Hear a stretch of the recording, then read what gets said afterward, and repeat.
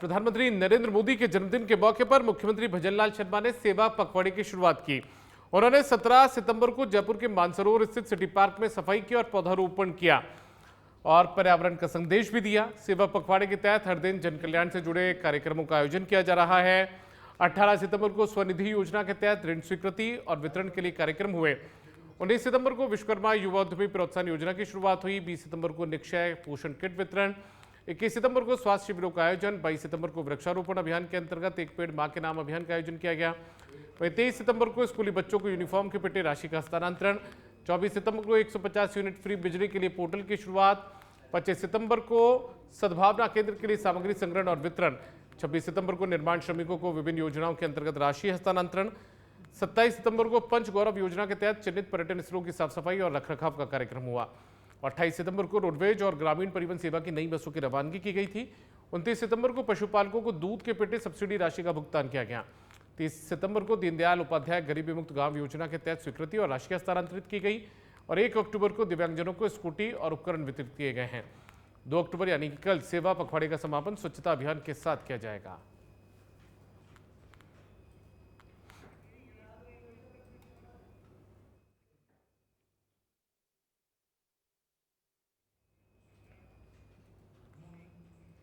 राज्य सरकार का सहकार सदस्यता अभियान 2 से 15 अक्टूबर तक प्रदेशव्यापी स्तर पर चलेगा। इसका शुभारंभ मुख्यमंत्री भजनलाल शर्मा कॉन्स्टिट्यूशनल क्लब में आयोजित एक समारोह में करेंगे। सहकारिता राज्य मंत्री गौतम कुमार दत्त ने तैयारियों का जायजा लिया है और अधिकारियों को व्यवस्थाएं सुनिश्चित करने के निर्देश दिए।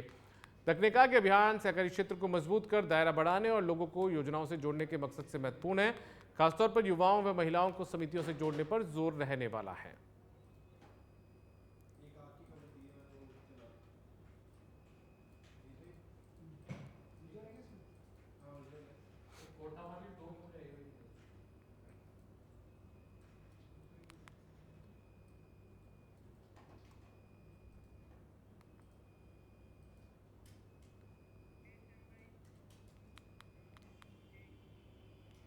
मुख्यमंत्री भजनलाल शर्मा का कल कोटा का दौरा प्रस्तावित है। कल शाम 7:15 बजे दशहरा मैदान में रावण दहन कार्यक्रम में मुख्यमंत्री शामिल होंगे। मुख्यमंत्री का 2 अक्टूबर को शाम 4:55 पर कोटा एयरपोर्ट पहुंचने का कार्यक्रम प्रस्तावित है। जिला collector Piyush Samaria, SP city Tejaswini Gautam ने तैयारियों का रिव्यू किया है। तो कल कोटा के दौरे पर रहेंगे। 1 दिवसीय कोटा दौरा है।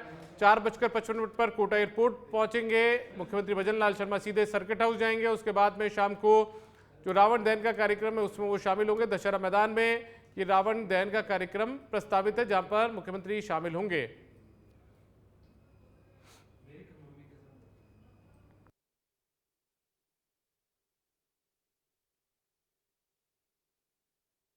भजनलाल शर्मा और यहाँ पर रावण दहन का जो कार्यक्रम होता है कोटा का काफी प्रसिद्ध रावण दहन का कार्यक्रम होता है और यहाँ पर मुख्यमंत्री भजनलाल शर्मा शामिल होंगे।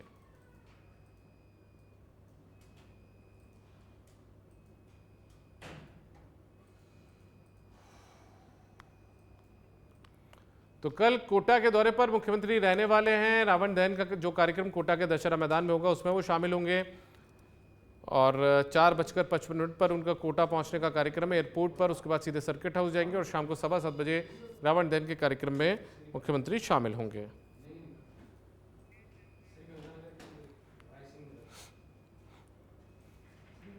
खाद्य एवं नागरिक आपूर्ति मंत्री सुमित गोदारा ने कांग्रेस के प्रदेश अध्यक्ष गोविंद सिंह डोटासरा की टिप्पणियों को अशोभनीय करार देते हुए उन्हें जन्मदिन पर व्यवहार सुधारने की नसीहत दी। गोदारा ने कहा कि डोटासरा को अपने जन्मदिन पर अनावश्यक टिप्पणियों से बचने का संकल्प लेना चाहिए।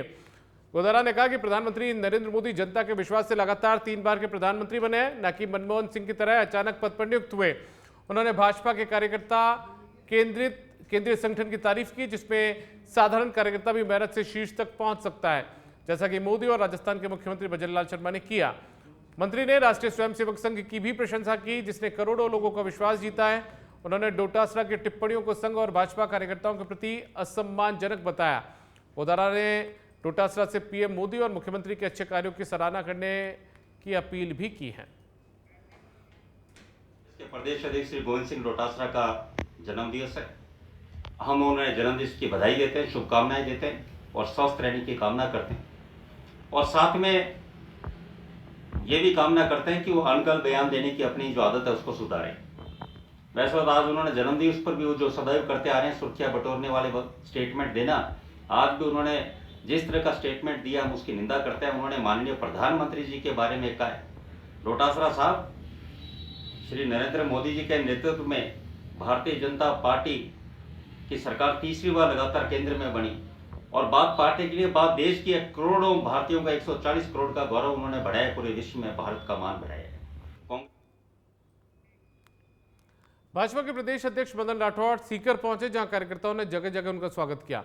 मीडिया से बातचीत में उन्होंने 2 अक्टूबर को गांधी जयंती पर लोकल फॉर वोकल को प्रेरित करने के लिए राज्य सरकार के कार्यक्रमों का जिक्र किया। उन्होंने कहा कि आमजन को स्थानीय उत्पादों पर फोकस करना चाहिए। इसी कड़ी में उन्होंने खुद खादी के वस्त्र खरीदे। डोटासरा को जन्मदिन की बधाई देते हुए राठौड़ ने प्रिंसिपल ट्रांसफर विवाद पर तंज कसा। कहा कि डोटासरा को खुद सोचना चाहिए, क्योंकि पूर्व सरकार में वो शिक्षा मंत्री रहे, उनके कार्यकाल पर आरोप लगे थे। भगवान उन्हें सद्बुद्धि दे तो अच्छा होगा। राजस्थान के बोर्ड गठन पर राठौड़ ने कहा कि सरकार लोकतंत्र में विश्वास रखती है, संवैधानिक प्रक्रिया के तहत जल्द गठन किया जाएगा। ये दौरा भाजपा की सक्रियता और राजनीतिक बयानबाजी को दर्शाता है। सबसे पहले तो कल गांधी जयंती है और हमारे पूर्व प्रधानमंत्री लाल बहादुर शास्त्री जी की भी जयंती है। हम सच्चे मन से और सभी कार्यकर्ताओं के साथ यहाँ उनको श्रद्धांजलि अर्पित करने के और आज खादी को महत्व देना, वोकल फॉर लोकल, स्थानीय उत्पाद को महत्व देने का जो हम सब ने निर्णय लिया है, हमारे राष्ट्रीय नेतृत्व के निर्देश के अनुसार हमने भी आज खादी खरीदी है और सभी हमारे कार्यकर्ता भी खादी खरीद रहे हैं और खादी भंडार में ही आए हुए हैं। दूसरा, हमारे पूर्व सांसद सुमेधानंद जी का भी जन्मदिन आज है, तो उनके उज्जवल भविष्य की शुभकामनाएं देने के लिए हम सब लोग वहीं पहुंच रहे हैं। सबसे शिक्षा मंत्री मदन दिलावर ने कांग्रेस के प्रदेश अध्यक्ष गोविंद सिंह डोटासरा पर तीखा हमला बोलते हुए कहा कि तबादलों में भ्रष्टाचार ही डोटासरा की असली पहचान है। उन्होंने आरोप लगाया कि कांग्रेस शासनकाल में डोटासरा ने शिक्षा विभाग को लूट का अड्डा बनाया था। दिलावर ने कहा कि वर्तमान भाजपा सरकार में तबादले पारदर्शी और योग्यता के आधार पर हो रहे हैं। उन्होंने डोटासरा पर कटाक्ष करते हुए कहा कि सत्ता जाने के बाद अब उन्हें भ्रष्टाचार का मौका नहीं मिल रहा। ट्रांसपेरेंसी इंटरनेशनल की रिपोर्ट का हवाला देते हुए दिलावर ने कहा कि कांग्रेस शासन में राजस्थान तबादलों में भ्रष्टाचार के मामले में देश में पहले स्थान पर था। डोटासरा के शस्त्र पूजा पर बयान की आलोचना करते हुए दिलावर ने कहा कि राक्षसों को शस्त्रों से डर लगता है, लेकिन भारत की शस्त्र पूजन की परंपरा अटल रहेगी। प्रदेश के प्रदेश अध्यक्ष श्रीमान गोविंद सिंह डोटासरा जी का बयान मूर्खता और धूर्ततापूर्ण है। आप सब जानते हैं कि पाखंड और भ्रष्टाचार का नाम यानी दूसरा नाम कांग्रेस है। बड़े घमंड से गोविंद सिंह डोटासरा जी अपना बयान देते हैं, पर आपका तो घमंड उसी दिन चकनाचूर हो जाना चाहिए था जिस दिन तत्कालीन मुख्यमंत्री अशोक जी गहलोत साहब की उपस्थिति में और आप जब साथ थे तो प्रदेश के सभी सम्मानित शिक्षकों से पूछा था कि हमारी सरकार में शिक्षकों के तबादलों में भ्रष्टाचार चल रहा कि नहीं चल रहा है, तो सबने एक साथ एक राय होकर कहा था कि यहाँ भ्रष्टाचार चल रहा। बड़ी खबर है कोटा से। कोटा के विज्ञान नगर थाना क्षेत्र में दिल्ली के रंजीत नगर निवासी नीट छात्र लकी ने अपने किराए के कमरे में पंखे से फंदा लगाकर आत्महत्या कर ली। पुलिस के मुताबिक मंगलवार दोपहर तक कमरे का दरवाजा नहीं खुलने पर पड़ोसी ने खिड़की से झांक कर देखा और घटना की सूचना दी। पुलिस ने शव को एमबीएस अस्पताल की मोर्चरी में रखवाया है। लकी 2 साल पहले नीट की तैयारी के लिए कोटा आया था, लेकिन इस साल उसने किसी कोचिंग में दाखिला नहीं लिया। कमरे से नीट की नोट्स बरामद हुई है। एफएसएल टीम ने मौके का मुआयना किया है। परिजनों के पहुंचने पर पोस्टमार्टम के बाद शव सौंपा जाएगा। पुलिस मामले की जांच कर रही है। तो बड़ी खबर आपको बता रहे हैं, कोटा के विज्ञान नगर थाना इलाके का मामला है। यहाँ पर नीट की तैयारी कर रहे एक छात्र ने सुसाइड किया है।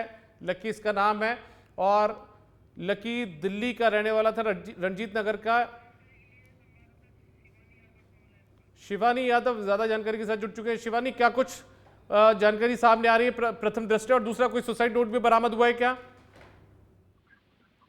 कोटा के विज्ञान नगर का मामला है ये, जहां पर एक जो स्टूडेंट है उसने अपनी जीवन लीला समाप्त कर ली फंदा लगा के। अभी तक पुलिस उसके साक्ष्य जुटाने में लगी हुई है। इस प्रकार की कोई जानकारी सामने नहीं आई। परिजनों को जानकारी दे दी है अभी और सबको कोटा जिला अस्पताल की मोर्चरी में रखवाया गया है अभी। अच्छा, फंदे से लटका हुआ मिला था। ये जो बच्चा है फंदे से लटका हुआ मिला था। कोई सुसाइड नोट मिला है इनके पास से? नहीं, अभी कोई सुसाइड नोट नहीं मिला है। पुलिस अभी साक्ष्य जुटाने में लगी हुई है। अच्छा, नीट की तैयारी के लिए यहाँ पर आया हुआ था, कब से रह रहा था, क्या कुछ जानकारी मिल पाई है? पिछले 2 साल से ये नीट की तैयारी कर रहा था विज्ञान नगर इलाके में रहकर।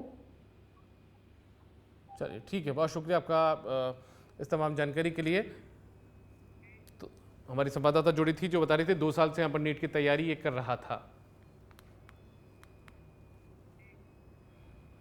श्रीगंगानगर के रायसिंह नगर में अनाज मंडी गेट के सामने सरकारी जमीन पर बने अस्थायी छपरे में अचानक से लगी आग ने विकराल रूप धारण कर लिया।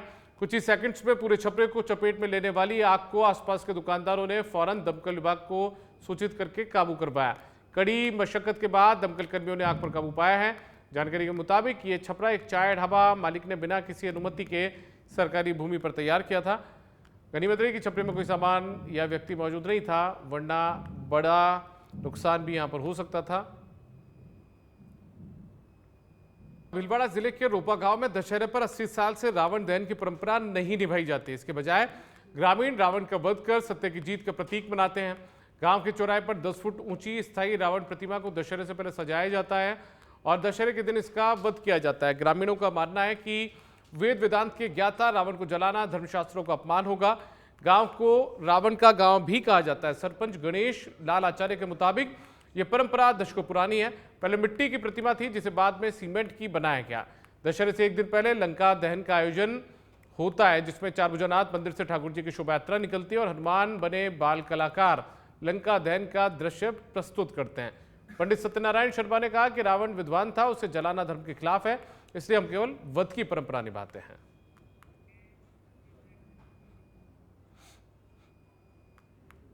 डूंगरपुर के दोवड़ा थाने में चोरी के आरोपी दिलीप आर्य की हिरासत में तबियत बिगड़ने के बाद उदयपुर में इलाज के दौरान मौत हो गई थी। इसके मामले में कलेक्ट्री के बाहर चल रहा धरना देर शाम समझौते के साथ समाप्त हो गया है। मृतक के परिवार को 27.5 लाख रुपए का मुआवजा, पिता जीवराम आर्य को रघुनाथपुरा टीएडी हॉस्टल में चौकीदार की नौकरी और छोटे भाई गोविंद को बालिग होने पर मावाबाड़ी केंद्र में संविदा नौकरी देने पर सहमति बनी है। पोस्टमार्टम के बाद शव अंतिम संस्कार के लिए सौंपा जाएगा। प्रशासन और बीएपी विधायक उमेश डामोर के नेतृत्व में आदिवासी नेताओं व बीजेपी नेताओं की बैठक में यह समझौता हुआ है। जी देखिए, जो भी पीड़ित पक्ष की तरफ से समाज भी मंडल आया था, उसकी तरफ से एक मांग यह रखी गई कि जिन भी पुलिसकर्मियों के खिलाफ ऐसे आरोप है उनके खिलाफ कार्रवाई की जाए। संज्ञान में लेते हुए जो भी आरोपित पुलिसकर्मी उन्हें निलंबित किया गया है और आगे भी जांच। दशहरा पर्व के अवसर पर सुमेरपुर और तखतगढ़ में नगर पालिका के तत्वाधान में रावण दहन का भव्य आयोजन होगा। सभी तैयारियां पूरी कर ली गई हैं। सुमेरपुर में ईओ नरपत सिंह राजपुरोहित ने बताया कि 40 फीट ऊंचा रावण और 30-30 फीट के कुंभकर्ण और मेघनाथ के पुतले तैयार किए गए हैं। भैरू चौक से राम लक्ष्मण सीता की शोभा यात्रा निकलेगी जो रावण चौक पर भव्य स्वागत के साथ पहुंचेगी। कार्यक्रम में विधायक और कैबिनेट मंत्री जोराराम कुमावत, एसडीएम कालूराम कुमावत, सीओ जितेंद्र सिंह राठौड़, थानाधिकारी और नगर पालिका स्टाफ मौजूद रहेगा। हजारों नगरवासी और आसपास के ग्रामीण शामिल होंगे। तखतगढ़ में रावण चौक पर रावण दहन होगा। ईओ मगराज चौधरी ने बताया कि ठाकुर जी मंदिर से राम लक्ष्मण सीता की शोभा यात्रा मुख्य बाजार होते हुए रावण चौक पहुंचेगी। भव्य आतिशबाजी भी होगी। दोनों शहरों में उत्साहपूर्ण माहौल के साथ बुराई पर अच्छाई की जीत का प्रतीक यह आयोजन मनाया जाएगा।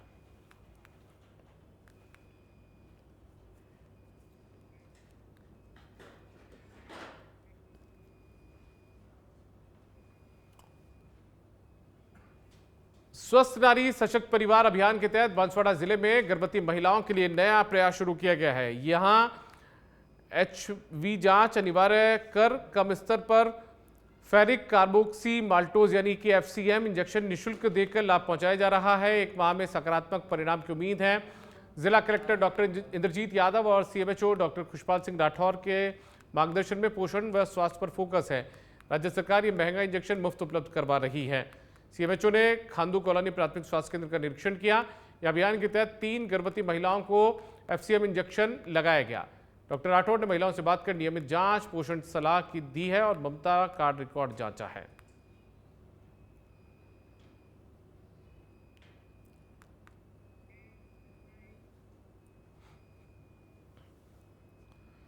झालावाड़ की सुनेल पंचायत समिति में उस समय एक डरावनी स्थिति उत्पन्न हो गई जब ई मित्र के बाहर परिसर में एक नागिन को लहराते हुए स्टाफ ने देखा। जैसे ही कर्मचारियों ने नागिन को देखा, उनकी सिट्टी पिट्टी गुम हो गई और वहां अफरा तफरी मच गई।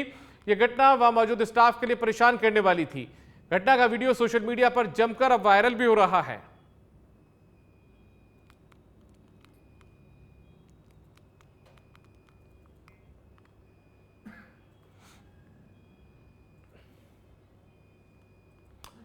जयपुर के माणक चौक पुलिस थाना क्षेत्र में 29 सितंबर 2025 को कृष्णा ज्वेलर शोरूम पर लूट के इरादे से 4 बदमाशों ने दुकान मालिक ओम प्रकाश और उनके सहयोगी अनुज पर चाकू से जानलेवा हमला किया था।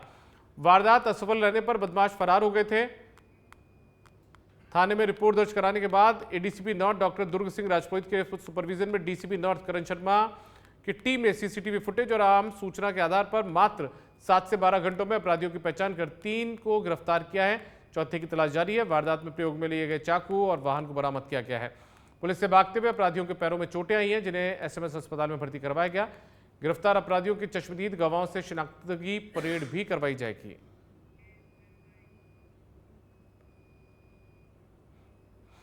बांसवाड़ा जिले के कुशलगढ़ थाना क्षेत्र में नाबालिग किशोरी की गुमशुदगी और हत्या का सनसनीखेज खुलासा हुआ है। पुलिस ने आरोपी रसीद को गिरफ्तार कर मृतका का चांदी का कंदौरा और घटना में प्रयुक्त बाइक बरामद की है। आरोपी ने अपने नाबालिग साथी के साथ वारदात करना स्वीकारा है। 3 सितंबर को घर से निकली नाबालिग लापता हो गई थी, जिसकी शक्त विक्षत लाश 9 सितंबर को बिहारीपुरा जंगल से बरामद हुई। शव से चांदी की साकली व कंदौरा गायब थे। जांच में सामने आया कि आरोपी किशोरी का पीछा कर लूटपाट के इरादे से अपहरण कर हत्या कर फरार हो गए थे। पुलिस अधीक्षक सुधीर जोशी और अतिरिक्त पुलिस अधीक्षक राजेश भारद्वाज के निर्देशन में गठित टीम ने सीसीटीवी फुटेज और मुखबिर तंत्र से आरोपी को दबोच लिया। फरार नाबालिग साथी की तलाश जारी है।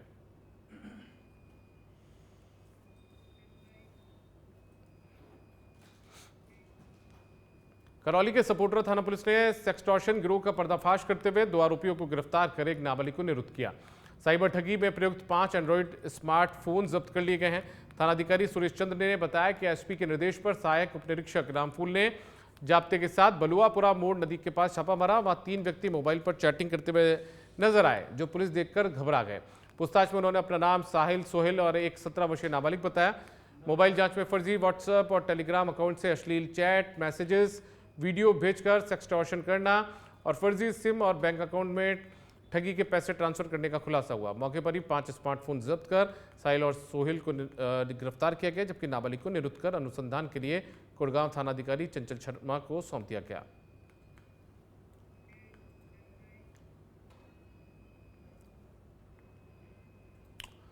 देसूरी के सायरा उपखंड के प्रसिद्ध भटियाणी माजिसा धाम पर नवरात्रि महोत्सव का समापन धूमधाम से हुआ है। यहां पर संत आशा कुंवर जी महाराज की कृपा से आयोजित इस पावन अवसर पर विशाल नवचंडी दुर्गा हवन और पाती विसर्जन का अनुष्ठान संपन्न हुआ। सैकड़ों श्रद्धालुओं ने माजिसा धाम की पावन चौखट पर माथा टेक कर परिवार की खुशहाली, सुख समृद्धि और मंगल कामना की है। आचार्य सुरेश कुमार जोशी के नेतृत्व में हवन के दौरान वेद मंत्रों की गूंज से वातावरण गुंजायमान हो गया। पाती विसर्जन में भक्तों ने मनोकामनाएं सौंपकर आध्यात्मिक शांति का अनुभव लिया है। गांव के गणमान्य लोग इस दौरान मौजूद रहे।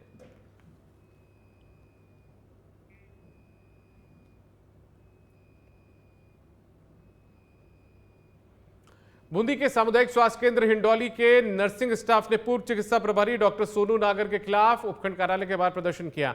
नर्सिंग स्टाफ ने उपखंड अधिकारी शिवराज मीणा को शिकायत सौंपकर बताया कि डॉक्टर नागर लंबे वक्त से स्टाफ को परेशान कर रहे हैं। उन पर महिला नर्सिंग स्टाफ से अभद्र भाषा में बात करने, आपातकालीन स्थिति में मरीज न देखने और नर्सिंग स्टाफ को अनुचित तरीके से दवाइयां लिखने या मरीज रेफर करने का दबाव बनाने का आरोप है। स्टाफ का कहना है कि विरोध करने पर डॉक्टर नागर धमकी देते हैं और मानसिक रूप से प्रताड़ित भी करते हैं। पहले भी शिकायत के बावजूद कोई सुधार नहीं हुआ। नर्सिंग स्टाफ ने चेतावनी दे डाली है कि यदि समस्याओं का समाधान नहीं हुआ तो कार्य बहिष्कार किया जाएगा।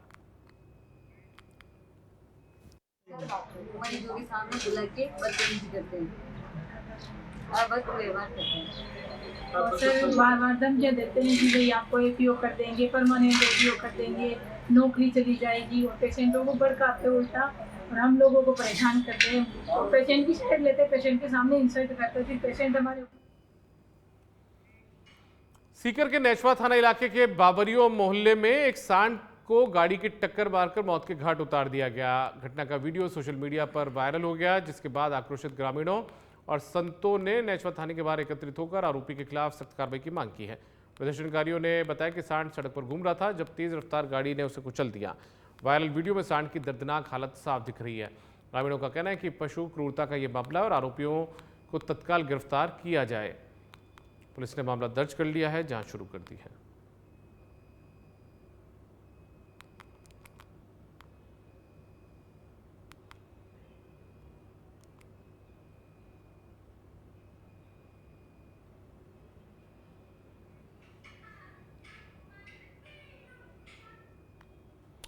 आगे बढ़ते हैं। आबू रोड नगर पालिका प्रशासन ने नवरात्रि पर्व पर रेलवे ग्राउंड में 3 दिवसीय ऐतिहासिक कार्यक्रम आयोजित किया है। यो दीपिका विरावल और पालिका अध्यक्ष मगन दान चारण ने व्यवस्थाओं व तैयारियों का जायजा लिया और कार्मिकों को दिशा निर्देश भी दिए। कार्यक्रम 1 अक्टूबर को शाम 8 बजे बॉलीवुड नाइट के साथ शुरू होगा, जो 2 अक्टूबर को दोपहर 4 बजे भव्य शोभा यात्रा के साथ महा रामलीला का आयोजन यहाँ पर किया जाएगा, जबकि शाम 8 बजे रेलवे स्पोर्ट्स ग्राउंड में विजयदशमी का पर्व मनाया जाएगा। इस दौरान राम की सेना की ओर से रावण, कुंभकर्ण और मेघनाथ के पुतलों का दहन होगा। 3 अक्टूबर को अंतिम दिन शाम 8 बजे गरबा नाइट का आयोजन होगा। तीनों दिन रंगारंग कार्यक्रमों से नवरात्रि उत्सव की धूम रहने वाली है।